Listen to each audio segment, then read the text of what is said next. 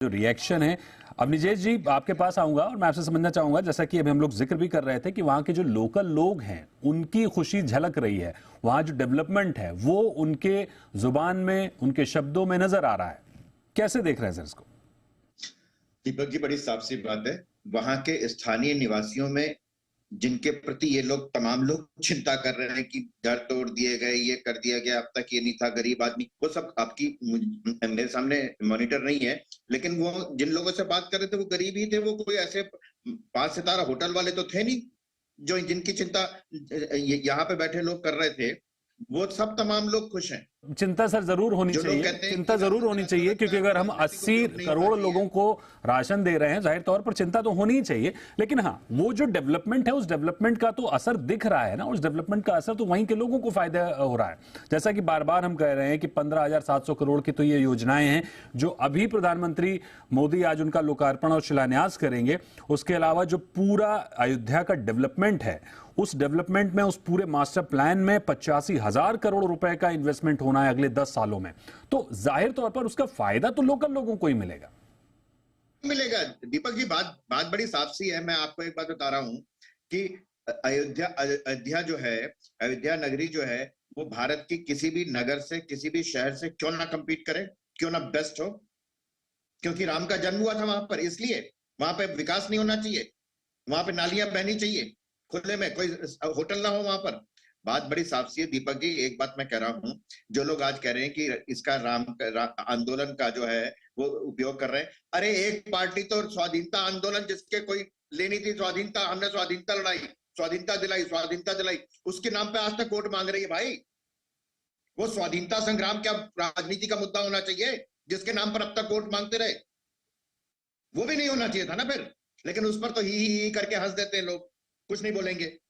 बात बड़ी साफ सी है। भारत की आध्यात्मिक और सांस्कृतिक विरासत को लेकर के समूचे भारत में जो इस समय जागृति आई है, उस जागृति से बहुत लोगों को परेशानी होना बहुत स्वाभाविक है।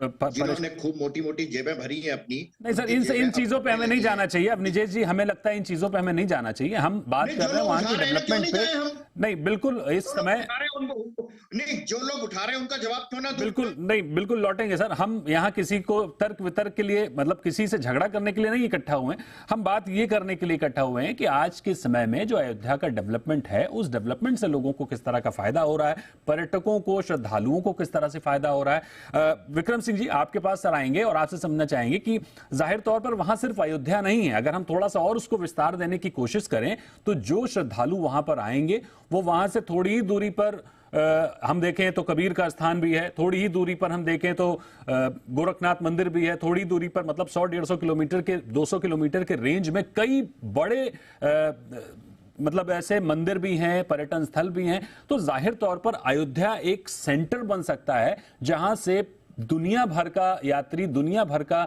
श्रद्धालु वहां पर आकर दर्शन करके और उसके अलावा और भी जगह पर जा सकता है। तो जाहिर तौर पर अयोध्या के साथ साथ उन एरिया का भी डेवलपमेंट होता हुआ दिख रहा है। बुद्धा सर्किट की तैयारी हो रही है, कृष्ण सर्किट की तैयारी हो रही है। कैसे देख रहे हैं सर इसको?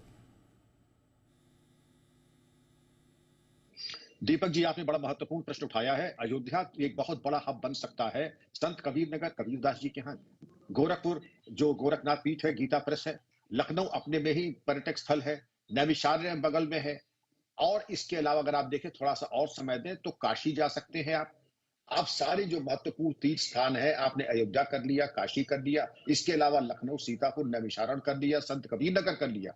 तो यहाँ पर तो एक ऐसा एक अवसर है कि अगर कोई व्यक्ति बाहर से आता है तो 1 दिन का है अयोध्या, 2 दिन का है तो आसपास के क्षेत्र, और अगर 3-4 दिन कर ले तो आसपास के तमाम क्षेत्र, नैमिषारण्य, सीतामढ़ी वगैरह सब संभव है। और ये इसको चूंकि डेवलप नहीं किया गया आज, और ये मैं चाहूंगा, मैं इस चीज के ऊपर, ये आपने बिल्कुल कहा, ये तर्क कुतर्क और वितर्क का समय नहीं है। ये एक अवसर है, बिल्कुल एक दिवाली का अवसर है। इसमें किसी तरह की नकारात्मक बातें नहीं होनी चाहिए, लेकिन जो लाभ उठाने की बात है, लाभ क्या, राम सबके हैं और सब राम के हैं, इसमें तो कोई विवाद की कोई बात ही नहीं है। लेकिन 3 पुत्र हैं, एक ने माता पिता को बाहर छोड़ दिया, एक ने अपनी पीठ कर ली, और तीसरे ने लाके श्रवण कुमार की तरह सेवा की है। जनता सब देख रही है। तो जिसने श्रवण कुमार की तरह सेवा की है उस तो लाभान्वित होना ही होना है। राजनीति मेरा विषय नहीं है, लेकिन एक भारतीय होने के नाते मेरी ये टिप्पणी जरूर रहेगी कि मैंने अयोध्या को कई रूप में देखा है। उस रूप में भी देखा है कि वहां जाने में आदमी 10 बार सोचता था। आज जिस प्रकार का एक मंगल आरती का एक वातावरण अयोध्या में है, मैं समझता हूं कि प्रत्येक भारतीय चाहेगा कि अपने जीवन काल में कम से कम एक बार अयोध्या के दर्शन कर ले। ठीक बात है। सीधे हम एक बार फिर अयोध्या चलते हैं। रामदत्त त्रिपाठी सर आपके पास लौटेंगे। सीधे पहले अयोध्या का रुख करते हैं और उसके बाद बात करते हैं।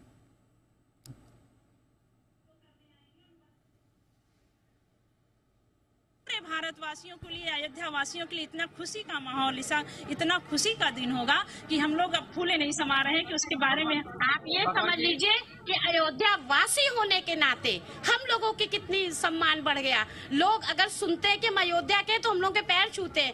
आज ये जी टीवी मेरा वाचन हो रहा है के कारण हम लारा इंटरव्यू ले रहे हैं, वो भी उसी वजह से है, उसी निर्णय की वजह से है, उसी प्रगति की वजह से है। इसलिए धन्य है। आप ही आ जाइए यहाँ, इसीलिए हैं। ये तो मतलब कि धर्म की नगरी है, तीर्थ क्षेत्र है।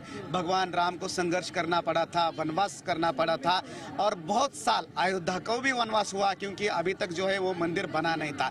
लेकिन ये वनवास जो है वो क्यों हुआ और किस वजह से हुआ, आज का दिन 22 का दिन आपको देखने के लिए मिल रहा है। लेकिन इससे पहले जितने सत्ता आई, जितने लोग आए, जितने नेता आए, एक ये विल पावर क्यों नहीं थी इनमें? इसलिए ना उनको व्यक्तिगत लाभ लेना था, उनको अपने स्वार्थ की पड़ी थी। उन्हें राम की, राजा राम की, भगवान की, इस अयोध्या धाम की कोई चिंता ही नहीं थी।